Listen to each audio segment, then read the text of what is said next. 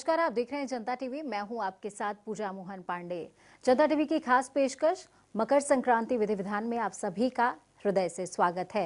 हिंदू धर्म में मकर संक्रांति का पर्व बेहद खास महत्व रखता है। इस दिन को खास अहमियत दी जाती है।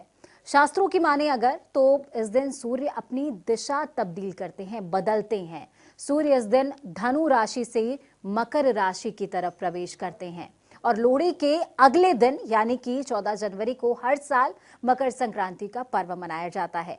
तो हर साल की ही तरह इस साल भी 14 जनवरी को ही मकर संक्रांति का पर्व मनाया जाएगा।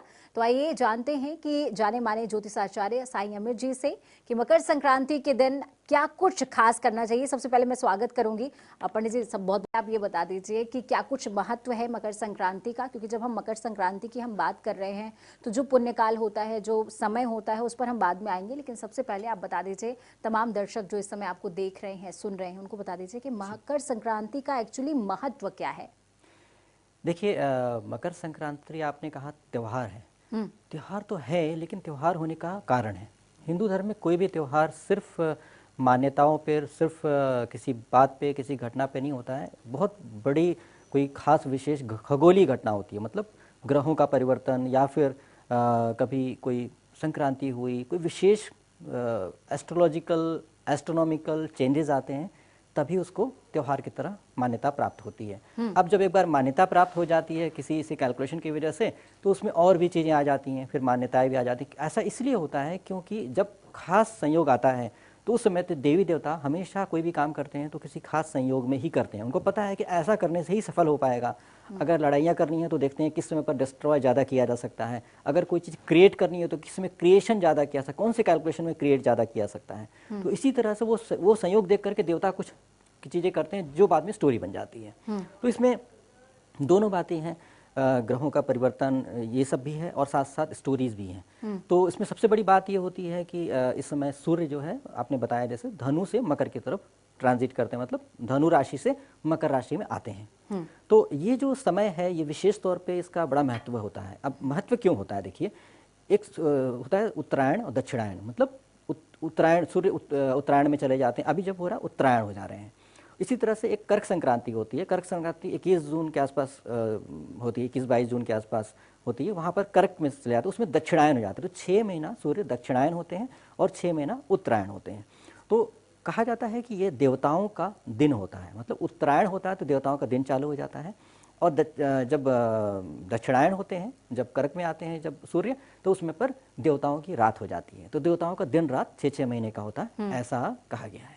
तो इस वजह से ये भी शुभ है, क्योंकि उनके लिए, देवताओं के लिए दिन चालू हो गया, तो इसीलिए बहुत सारे शुभ कार्य चालू हो जाते हैं। आपने देखा होगा कि मलमास खत्म हो रहा है और ऐसे करके बहुत सारी बातें हो जाती हैं, और शुभ कार्य जितने शुरू हो जाते हैं वो संक्रांति के बाद से शुरू हो जाते हैं। तो ये एक विशेष महत्व है। ये कह सकते हैं कि मकर संक्रांति जो है पंडित जी, वो शुभता के आरंभ का दिवस है। बिल्कुल बिल्कुल बिल्कुल।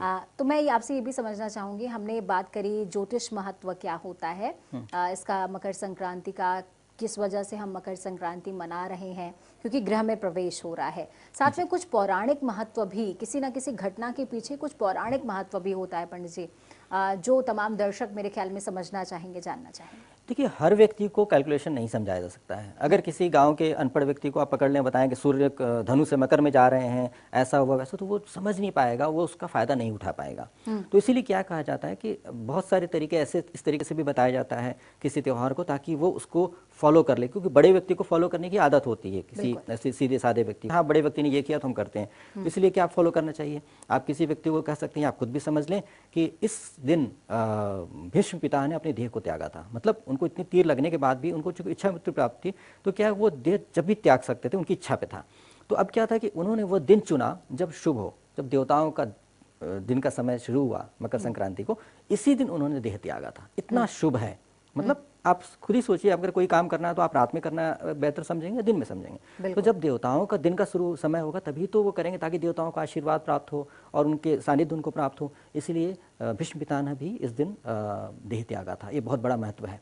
साथ साथ क्या है कि इसमें पर भगीरथी भी जब गंगा में मिली थी, ये भी एक बहुत बड़ी बात है कि जब उनको आह्वान किया गया था, तो यही समय था जब भागीरथी जो है गंगा आपका सागर उसमें आप गंगा सागर में जाकर के वहाँ पर समुद्र में मिली थी। तो एक उनकी जो प्रक्रिया थी, उन्होंने वो अवतरित हुई थी, ये इसी दिन हुई थी, इस तरह से करके इसकी भी मान्यता है। तो क्या है कि ये पूरा प्रोसेस होता है वो भी एक शुभ कार्य है, क्योंकि गंगा जी का धरती पर होना बहुत बड़ी बात है। गंगा जी का जल जो होता है वो कभी खराब नहीं होता है, इतना शुद्ध होता है। तो इसलिए क्या इतनी पॉजिटिव एनर्जी के साथ गंगा का आना, ये भी एक अच्छी बात है। तो अगर किसी को बताते हैं ये बात है तो वो भी बहुत शुभ माना जाएगा। कहते हैं कि विष्णु जी असुरों का वध करके, असुरों को समाप्त करके इसी दिन जो मतलब पूर्ण किया था, मतलब पूरी तरह से असुरों का समाप्ति किया था, तो घोषणा किया था कि हाँ असुर समाप्त हो गए इस तरह से। तो ये भी एक खास बात है, क्योंकि वो लड़ करके इस समय पर, क्योंकि शुभ दिन था, इस दिन उन्होंने पूर्ण कर दिया था एक तरह से। तो इतनी पॉजिटिविटी थी कि असुरों का नाश किए थे। तो इसलिए ये भी एक बहुत बड़ी बात हो जाती है। तो जब इतनी बड़ी बड़ी बातें हो रही हैं अच्छी अच्छी, तो आप भी क्यों नहीं अच्छी बातें कर लें कुछ अपने जीवन में। अगर आपको मौका मिल रहा है तो आप इसका फ़ायदा उठा लें। तो इसलिए फ़ायदा उठाने के लिए हमें ये देखना चाहिए कि कौन सा समय हमारे लिए सही है, क्योंकि आपको पता है ज्योतिषी कैलकुलेशन है, ये एस्ट्रोनॉमिकल कैलकुलेशन है। तो इसलिए इसमें कुछ समय होते हैं जो शुभ समय हो, तो उनमें अगर आप ठीक तरीके से इसका फ़ायदा उठा पाएंगे तो आप भी फ़ायदा उठा करके बहुत आगे बढ़ पाएंगे। ऐसे तो हर व्यक्ति अपनी कोशिश करता है कि अच्छा से अच्छा करे, हर व्यक्ति के पास दिमाग है, हर व्यक्ति के पास अनुभव है, और अपने अनुभव के हिसाब से और अपने दिमाग के हिसाब से हर व्यक्ति अच्छा करने की कोशिश करता है। कोई अपना बुरा नहीं करना चाहता है, लेकिन उसको पता भी तो हो क्या रास्ता है सही करने का।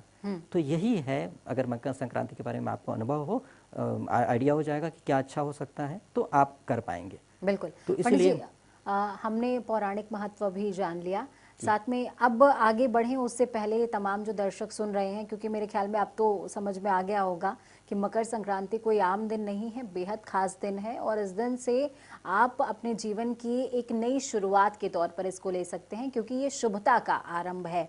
पंडित जी, एक विशेष, क्योंकि स्नान का महत्व, गंगा स्नान का महत्व मकर संक्रांति के दिन काफ़ी ज़्यादा माना जाता है, तो स्नान का, पूजा विधि विधान का, इन तमाम चीज़ों के लिए क्या उचित समय रहेगा? देखिए, जो समय शुभ समय कहा जाएगा वो इसलिए कहा जाएगा क्योंकि जिस समय पर सूर्य धनु से मकर में जाएंगे, तब ये देखना पड़ेगा कैलकुलेशन कि कब जाएंगे वास्तव में। तो पूरे भारत में थोड़ा समय आगे पीछे होएगा। मैंने एक एवरेज समय लिया है जिसमें आपको आगे, मतलब थोड़ा बहुत आगे पीछे करके हो जाएगा, क्योंकि हर स्थान का समय बताना बड़ा मुश्किल होगा। तो आप चैनल हर तरफ के लोग देख रहे हैं, तो इसलिए एक टाइम एवरेज लिया है, वो ये है 8:30 सुबह से लेकर के आपका 5:46 शाम तक, मतलब सूर्यास्त तक पूरा समय बहुत शुभ है। इस समय पर स्नान कर सकते हैं, दान कर सकते हैं, जो भी पुण्य कर्म करना चाहें वो कर सकते हैं। ये बहुत ही फायदेमंद रहेगा। यही आपका समय है जो संक्रांति का लाभ लेने का समय है, इसको पुण्य काल कहेंगे। और साथ साथ क्या है कि इसमें एक महापुण्य भी होता है, जिसमें कि बहुत ज़्यादा पावरफुल, बहुत ज़्यादा इफेक्टिव होता है। उस समय पर जैसे आप मान लीजिए आप जाप करना चाहते हैं, क्योंकि आज के दिन जप करना, तप करना, दान करना, सेवा करना, ये सब बहुत अच्छा रहता है। इसका लाभ बहुत कई गुना मिल जाता है।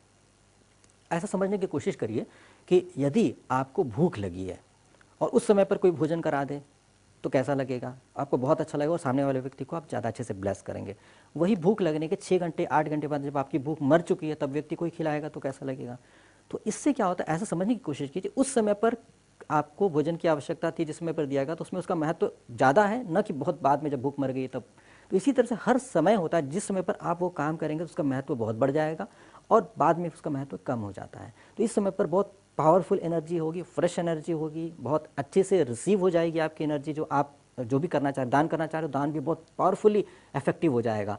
और बाद में जो एनर्जी जो काफ़ी एक तरह से कम होती जाएगी उसकी, तो उसके बाद आप करेंगे तो उतना महत्व नहीं रहेगा। इसलिए महापुण्य काल का इस्तेमाल करेंगे तो ज़्यादा अच्छा रहेगा, जो 8:30 बजे से लेकर के 10:15 बजे तक का समय है। ये एवरेज समय है, पूरे भारत में आप इसको कर सकते हैं। तो इसमें बहुत इफेक्टिव रहेगा। अगर थोड़ा बहुत आगे पीछे हो जाए तो कुछ गड़बड़ नहीं है कि बहुत नुकसान हो गया, तो इसलिए आप चिंता ना करें, लेकिन कोशिश करें कि इस समय पर कर लें तो बहुत अच्छा रहेगा।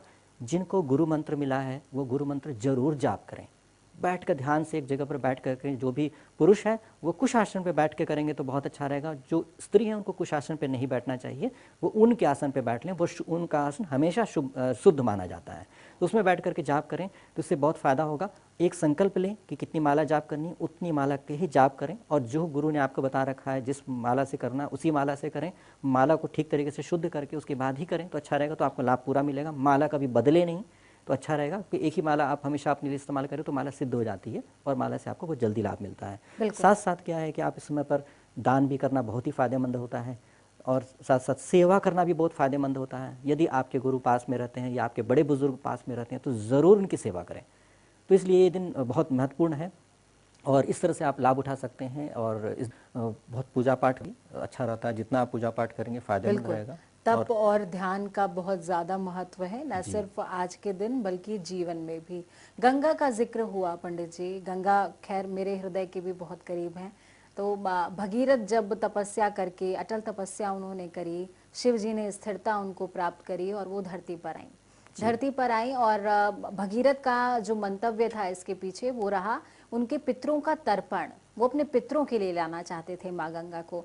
तो क्या मकर संक्रांति का दिन पितरों के लिहाज से भी ज़रूरी है, इम्पोर्टेंट है, महत्व रखता है? जी बहुत बिल्कुल। और जैसा आपने बताया कि उन्होंने आह्वान किया था गंगा जी का, और आह्वान करने पर जब देवी आई थी तो बहुत पावरफुली आई थी और अगर डायरेक्ट धरती पे आती तो पूरी तरह से तहस नहस हो जाता। तो इसीलिए शिव जी ने उनको अपने जटा में धारण किया, रोका, मतलब एक तरह से जटा में आई उसके बाद वापस आई। तो इसीलिए देखिए हिमालय से निकली हैं, है ना, और उद्गम स्थान वहीं होता है। और क्योंकि उद्गम नहीं एक्चुअली ऊपर से आने के बाद वहाँ पर आती हैं, उसके आने के बाद निकलती हैं, इस तरह से उद्गम तो कहा जाता है। ब्रह्म का कमंडल है हाँ उनका। बिल्कुल। तो इसलिए क्या है कि इस तरह से वहाँ से निकलने के बाद आगे बढ़ी और आगे बढ़ के पूरे भारतवर्ष को क्रॉस करते हुए फिर समुद्र में मिलती हैं। हाँ। तो इसलिए क्या है कि एक तो देवी का आगमन, एक तरह से कहा जाए कि उनका बर्थडे है, उनका जन्म दिवस है कह लीजिए धरती के लिए। बिल्कुल। तो उनका स्वागत करना चाहिए। उनसे अगर कोई मिलने जाता है, गंगा जी में स्नान करने जाता है, तो क्या उनको महत्व देता है कि आप आई हैं। अवतरित किस लिए हुई थी? उद्धार करने के लिए, पवित्र करने के लिए और इनके पितरों का उद्धार करने के लिए। तो क्या है कि इस दिन अगर गंगा जी में जाके स्नान करके और पितरों को अगर जल तर्पण करते हैं तो बहुत अच्छा रहता है। साथ साथ पितरों को काले तिल से भी तर्पण करना बहुत ही फायदेमंद रहेगा। इसके पीछे कहानी है, जब समय होगा आप मुझे बताइएगा, आपको बताएंगे। शनि महाराज और बिल्कुल सूर्य पंडित जी, देवता आप के ये बीच में कहानी जो शेयर कर लीजिए, क्योंकि हाँ। तर्पण के बारे में जानना बेहद ज़्यादा ज़रूरी है। क्योंकि कई बार ऐसा होता है कि कई काम हमारे होते होते रुक जाते हैं और हमें पता भी नहीं चलता और पितृ खुश होता है। जी। तो इसलिए क्या है कि पितरों को तिल तर्पण करना बहुत ही फायदेमंद रहता है। और एक चीज़ विशेष तौर पे आपको बताएंगे, लोग क्या करते हैं कि बस सुबह उठते हैं और नहाने के हिसाब से वो गंगा जी चले जाते हैं, सोचते हैं कि बहुत अच्छा पुण्य कर्म कर लिए, गंगा जी स्नान कर लिए, लेकिन बहुत बड़ा गलत करते हैं और उससे फ़ायदा उनको नहीं मिल पाता है। जीवन भर स्नान करते रहेंगे इस तरह से, लाभ नहीं मिलेगा। लाभ तब मिलेगा जब घर से स्नान कर लें, खूब अच्छे से सफाई कर लें, सर भी धो लें, पैर भी धो लें, नाखून भी साफ़ कर लें, मुँह भी साफ़ कर लें। उसके बाद गंगा जी में सिर्फ डुबकी लगाए जा करके। लोग गंगा में गंदगी जाके डालते हैं और सोचते हैं कि उनको पुण्य मिल जाएगा। ऐसा कभी नहीं होगा। गंगा जी आपके पुण्य को देने के लिए, आपको आपके पाप को धोने के लिए है, ना कि आपकी गंदी शारीरिक गंदगी धोने के लिए। तो इसलिए ये चीज़ लोग वहाँ पर दातुन भी करते हैं, वहाँ पर मैल भी साफ़ करते हैं, कपड़े भी धोते हैं। तो उससे उनको कोई फ़ायदा नहीं, क्योंकि आप कपड़े धोने के लिए और मुँह धोने के लिए, सब करने के लिए, नहाने के लिए आपके पास पर्याप्त जल और है। सिर्फ गंगा जी में जाके ऐसा करेंगे तो लाभ नहीं मिल पाएगा। तो इसलिए आप अगर वाकई फ़ायदा उठाना चाहते हैं तो आप इस तरह से स्नान करके हमेशा वहाँ पर डुबकी लगा के आएँ तो बेहतर होगा। तरीका ये है कि आप गंगा जी में डुबकी लगाएं तो पूरी तरह से आपका शरीर अंदर चला जाना चाहिए। एक बाल भी अंदर डुब कर लगा करके प्रार्थना करें। जो प्रार्थना करें वो निश्चित तौर पे भाव ऐसा होना चाहिए कि माँ के आंचल में कोई बच्चा समाहित हो गया। हाँ, ऐसे ही बिल्कुल अंदर समाहित हो जाए, क्योंकि आपका जो ऑरा होता है, आपकी आत्मा होती है, पूरी तरह से उसके अंदर जल में चली जाएंगी। क्योंकि आप बहुत लोग डुबकी लगाते हैं, सिर बाहर होता है, तो क्या होता है, आपका ऑरा तो बाहर ही रहा, तो पूरी तरह से आप क्लीन नहीं हो पाए। तो इसलिए अगर पूरी तरह से डुबकी लगाएंगे तो पूरी तरह से जल में चला गया। तो वैसे भी आपका जो बॉडी में इथरल बॉडी होता है, जो आपकी आत्मा होती है, ऑरा होता है, इसको जिसको बायोप्लाज्मिक फील्ड भी कहते हैं, वो जल में जाएगा तो साफ हो जाता है। तो इसलिए उसको आप क्लीन करने का एक ही तरीका है। आप ऐसे नहीं क्लीन कर सकते। आप नहाते हैं तो क्लीन होता है, लेकिन गंगा जी में जाते हैं तो बहुत पॉजिटिविटी भी आ जाती है क्लीन होने के साथ साथ। तो आप बहुत, आपका ऑरा बढ़ जाता है। अगर आप ऑरा मेजर करना जानते हैं तो आप डुबकी लगा के फिर ऑरा मेजर कीजिए, ऑरा बहुत बढ़ जाएगा। तो अपना ऑरा को बढ़ाइए, एक्सपेंड कीजिए, उससे आपके जीवन में बहुत आसानी होगी। जी।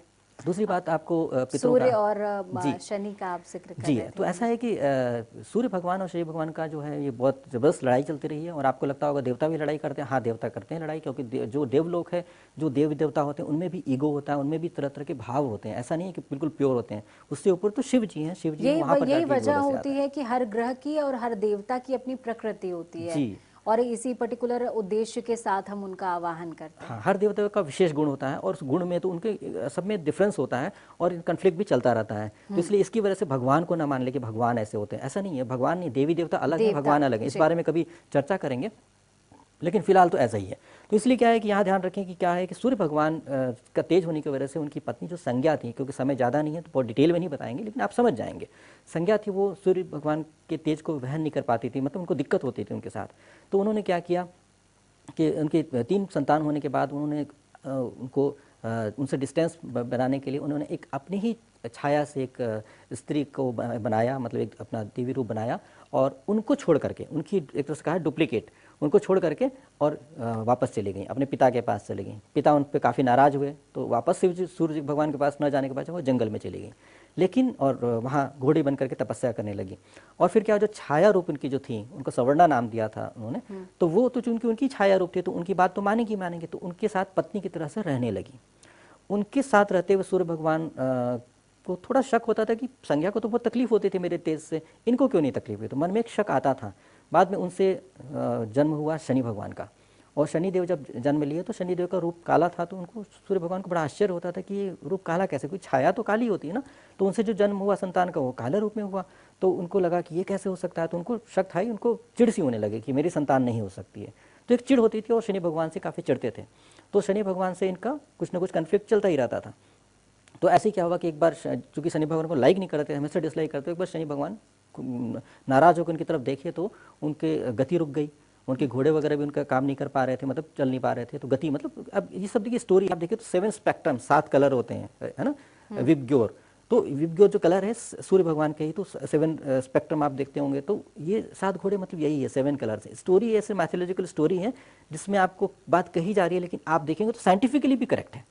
तो 7 कलर्स होते हैं व्हाइट में। तो इसी तरह से क्या हुआ कि वो रुक गए, तो इसलिए क्या हुआ कि रोशनी की दिक्कत हो गई, पूरे मतलब सूर्यलोक में दिक्कत शुरू हो गई।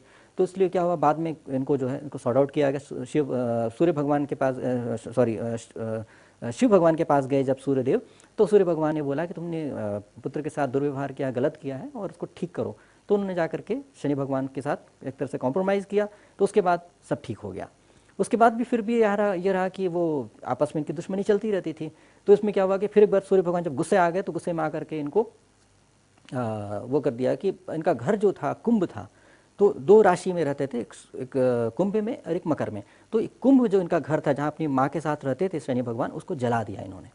अब जब जला दिया तो फिर ये हुआ कि बहुत दिक्कत हो गई।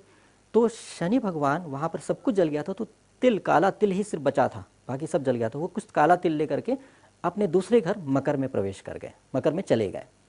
अब फिर क्या हुआ, फिर दिक्कत हो गई, तो इन्होंने क्या किया कि जब शनि भगवान को गुस्सा बहुत आया, तो शनि भगवान ने सूर्य भगवान को फिर शाप दे दिया, तो उनको कुष्ठ रोग हो गया। अब फिर कुष्ठ रोग हो गया, तो फिर उसका फिर इनके जो पुत्र थे, सूर्य भगवान के पुत्र यमराज भी हैं, तो यमराज पहली पत्नी से संज्ञा से उनके यमराज का जन्म हुआ था। तो यमराज जी ने देखा कि ये तो गड़बड़ हो गया है, मतलब गलत कर दिया इन्होंने। सूर्य भगवान को कहा कि आपने बहुत गलत कर दिया है। उसे सूर्य भगवान को समझाया कि आपने बहुत गलत किया, आप बेटे से जाकर के आप एक तरह से आप माफ़ी मांगिए और सही करिए। तो सूर्य भगवान को समझा के जब सूर्य भगवान वापस आए, जब शनि देव से मिलने के लिए, तो शनि देव से मिलने के लिए आते हैं, तो उस समय पर मकर में रहते हैं शनिदेव। तो जब आते हैं तो शनि भगवान को भी समझाते हैं कि आपके वो पिता हैं, आपको उनका आदर करना चाहिए। तो शनि भगवान भी कहते हैं कि ठीक है भाई, बात तो सही है, पिता तो है ही। तो उन्होंने तिल से बने मिष्ठान से और तिल अर्पित किया अपने पिता को और मान दिया। सूर्य भगवान भी जो उनको क्षमा करते हैं, और सूर्य भगवान भी वो पिता का रोल प्ले करते हैं और वो पितृ का रोल प्ले करते हैं। इस तरह से दोनों के बीच में एक तरह से सेटलमेंट हो जाता है। सामंजस्य तो की स्थिति आती है। इसलिए इस दिन को बड़ा महत्व दिया जाता है कि इस दिन अगर पिता से आपकी लड़ाई है, पिता से मतभेद है, पिता को पुत्र से मतभेद है, कोशिश करिए कि इस दिन, क्योंकि जब देवता आपस में कॉम्प्रोमाइज़ कर रहे हैं, एक दूसरे के साथ एडजस्टमेंट करने की कोशिश करते हैं, आप क्यों नहीं करते हैं कोशिश? आप भी करिए। आपका जन्म किसी उद्देश्य से हुआ है, अगर आपको संतान मिली है तो किसी उद्देश्य से, आपका कोई कार्मिक बंधन है। यदि आपके पिता मिले हैं तो आपके साथ भी कार्मिक बंधन है, तो उसको आदर करते हुए आप उनके साथ अच्छा रिश्ता बनाइए। और जिस तरह से तिल भेंट किया था उन्होंने अपने सूर्य भगवान को, तो इसलिए क्या है कि उसी तरह से अपने पिता को दिया था, इसी तरह से आप भी कोशिश करिए कि आप तिल का मिष्ठान अपने पिता को दे सकते हैं। इसीलिए आज के दिन कहा जाता है कि सूर्य देव को आप तिल से बना हुआ, गुड़ तिल का बना हुआ अगर लड्डू चढ़ाते हैं तो बहुत अच्छा रहता है। शिव जी को भी तिल चढ़ाना आज की डेट में बहुत अच्छा माना जाता है, क्योंकि शिव जी तो मूल रूप से देवताओं से भी ऊपर हैं, तो इसलिए कि शिव जी को भी चढ़ाना बहुत अच्छा रहता है। शिवलिंग पर अगर जल अभिषेक, कोई शिव भक्त हैं तो जल अभिषेक करते हुए तिल का इस्तेमाल करें, काले तिल का इस्तेमाल करें, तो वो भी बहुत फ़ायदेमंद रहता है। तिल वैसे भी बहुत अच्छी चीज़ होती है, उसमें ओमेगा 3 होता है, अगर साइंटिफिकली देखेंगे तो आप तिल का इस्तेमाल भी करें बहुत लेकिन अच्छे ये से। भी कहा जाता है पंडित जी कि शिव का जब अभिषेक कर रहे हों तो तांबा और दूध का जो है ये कॉम्बिनेशन नहीं करना चाहिए, वरना वो विषाक्त हो जाता जी है। जी, ये एक्चुअली साइंटिफिकली ऐसा होता है, तो इसलिए क्या है कि तांबे का अवॉइड करना ज़्यादा अच्छा रहता है, और कोशिश करें कि आप जो है वो तांबे को अवॉइड करें तो अच्छा रहेगा। और जो भी करें वो बिल्कुल नेचुरल करें, मतलब उबला हुआ दूध कभी नहीं चढ़ाना चाहिए शिव जी बिल्कुल को, बिल्कुल, मतलब नेचुरल कच्चा दूध दूध। जो गाय से कच्चा दूध होता है वही चढ़ाएं। गाय का दूध चढ़ाएंगे, देशी गाय का दूध चढ़ाएंगे तो बहुत ही फायदेमंद है। बहुत ज़्यादा चढ़ाने की जरूरत नहीं है, लोग देखते हैं बहुत बड़े बड़े लोटे में दूध उड़ेल देते हैं, ऐसा इससे कोई फायदा नहीं। शिव जी जो है प्रेम के और भाव के भूखे हैं, बिल्कुल। सिर्फ उनको वो दीजिए। तो सब शिव जी का अभिषेक तो चिता की ताजी भस्म से कहते हैं कि उससे ही बिल्कुल। सबसे ज्यादा प्रसन्न होता है, और उससे गंदी चीज हो नहीं सकती है ना। तो ऐसा लगता है कि ये सबसे बुरी चीज है, आपके घर में चिता की भस्म डाल दें तो आप फटाफट नहाने लगेंगे। तो इसलिए क्या है कि उनका कहना है तुच्छ से तुच्छ चीज भेंट करो, लेकिन करो हृदय से, हृदय सच्चाई से। से। तो इसीलिए क्या है कि शिव जी के साथ कोई आडंबर करने की आवश्यकता नहीं है, बहुत हृदय से सच्चाई से करें। और इस दिन मकर संक्रांति के दिन अपने पिता के साथ अच्छा व्यवहार करें, सबसे पहले पिता की सेवा करें, उसके बाद आप किसी की सेवा करें। अगर आप दुनिया भर का दान पुण्य करते हैं, दुनिया भर का जाप करते हैं, गुरु मंत्र का भी जाप करें, और पिता आपके नाराज हैं, दुखी हैं, परेशान हैं, कोई फायदा नहीं है, एक न एक समय पे आपकी गाड़ी अटक जाएगी। तो अपने पिता को प्रसन्न करें, पिता से अच्छे से उनके साथ इस तरह से व्यवहार करें कि आपके पिता प्रसन्न होकर आपको आशीर्वाद देते हैं। जब पिता का आशीर्वाद आपको मिल जाए, उनका चरण छू सकते हैं तो जरूर छुएं। चरण छूते समय दाहिने हाथ से उनके दाहिना पैर छुएं, बाएं हाथ से बायां पैर छुएं, और दोनों हाथ टच नहीं होना चाहिए, ऐसे करके छू करके उसके बाद इसको अपने माथे से लगाएं। इससे उनकी ऊर्जा भी आपके अंदर आएगी और उनके साथ कनेक्शन बन जाएगा। उसके बाद आप बैठ करके जाप करें, पूजा करें, पाठ करें, दान करें, तप करें, कुछ भी करें, फिर सफल है। बिल्कुल। पंडित जी, दान का जिक्र आपने किया है, जी। दान का विशेष महत्व है मकर संक्रांति के दिन, तो क्या कुछ विशेष दान का महत्व होता है कि आप इस चीज़ को दान करें तो आपको ज़्यादा जो है परिणाम है वो मिलेंगे, ऐसा कुछ है क्या? देखिए ऐसा है कि आपको बताते हैं, कुछ हिंट देते हैं, क्योंकि बहुत ज़्यादा चीज़ें नहीं बताई जा सकती, समय अभाव है।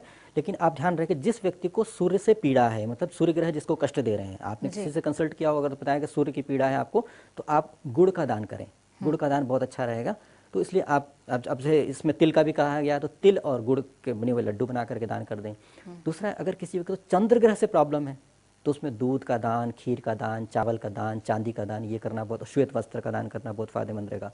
किसी को मंगल ग्रह से तकलीफ है, मंगल ग्रह की प्रॉब्लम है, तो उसमें भी आप गुड़ और मूंगफली की बनी हुई जो पट्टियाँ आती हैं या लड्डू आते हैं लाल वो कर तत्व। सकते हैं, हाँ उस टाइप का। और साथ साथ में लाल वस्त्र का दान करते हैं, तांबे का दान, जैसे तांबे की लोटी आपने कहा, ठीक है शिव जी को नहीं चढ़ा सकते, लेकिन और देवताओं को जल का अभिषेक करने के लिए काम आता है, तो आप तांबे का पात्र दान कर सकते हैं, तांबे का लोटा, तांबे का बर्तन, कुछ भी तांबे का कर सकते हैं, इस तरह से कर सकते हैं। साथ में बुध का है तो हरी चीज़ों का दान कर सकते हैं, हरे वस्त्र का दान कर सकते हैं, ये भी फायदेमंद। बृहस्पति का है तो पीले वस्त्र का, सोने का, ऐसी चीज़ों का, पीली धातु का दान कर सकते हैं। साथ में चने की दाल का दान कर सकते हैं। शुक्र का है तो आप दही दान कर सकते हैं, आभूषण दान कर सकते हैं, सौंदर्य का सामान दान कर सकते हैं, किसी लड़की को, स्त्री को दे सकते हैं, प्रसन्न हो जाए। इसी तरह शनिदेव का करना है तो काले वस्त्र दान कर सकते हैं, काला तिल का दान कर सकते हैं, ऐसे कर सकते हैं। तो इस तरह से करके आप सभी ग्रहों का, आपके लिए जो ग्रह नुकसानदेह हैं उनका दान करने से क्या होगा कि आपके वो तत्व जो है निकल जाएंगे और आप हल्के भी हो जाएंगे, क्योंकि उसमें पॉजिटिव एनर्जी है तो उसमें पॉजिटिव एनर्जी गेन कर लेंगे आप। बिल्कुल। आपके लिए वो काम की चीज़ नहीं है। आपको ऊर्जा, ऐसा नहीं कि ऊर्जा बुरी होती है, आपके लिए अच्छी नहीं हो सकता, किसी के लिए अच्छी हो। साथ साथ क्या है कि जिस लाइफ व्यक्ति में को आप दे रहे हैं बैलेंस उसको काम बनाने आएगा। के लिए, ऊर्जा का बैलेंस बनाने के बहुत लिए ज़रूरी है ये एक उपाय है जी। बहुत बहुत धन्यवाद पंडित जी, आपने इतनी सारी बेहतरीन बातें बताई हैं तमाम दर्शकों के लिए। और मेरे ख्याल में मकर संक्रांति का ये वाला त्यौहार तो सबका बहुत शुभ होने वाला है। शुभता का आरंभ है, तो शुभता का आरंभ शुभता के साथ कीजिए और मन में दुर्भाव मत रखिए। गंगा स्नान करने जरूर जाइए, लेकिन गंगा में अपना पाप धोइए। आपसे अगर कोई त्रुटि हो गई है, गलती हो गई है, तो उसकी क्षमा याचना कीजिए, लेकिन मल का त्याग मत कीजिए। पॉलिथीन मत फेंकिए गंगा में, क्योंकि प्रकृति के साथ जितना प्रेम बनाकर रखेंगे, प्रकृति आपको उतना ही प्रेम से सराबोर भी रखेगी, सिंचित भी रखेगी। पंडित जी बहुत बहुत धन्यवाद, आप स्टूडियो में आए और तमाम दर्शकों का मार्गदर्शन आपने किया। धन्यवाद। तो यहाँ पर वक्त छोटे से ब्रेक का है, लेकिन ब्रेक के उस पार भी खबरों का सफर लगातार जारी रहेगा। जनता टीवी के साथ बने रहिए, क्योंकि हम आपकी ताकत हैं।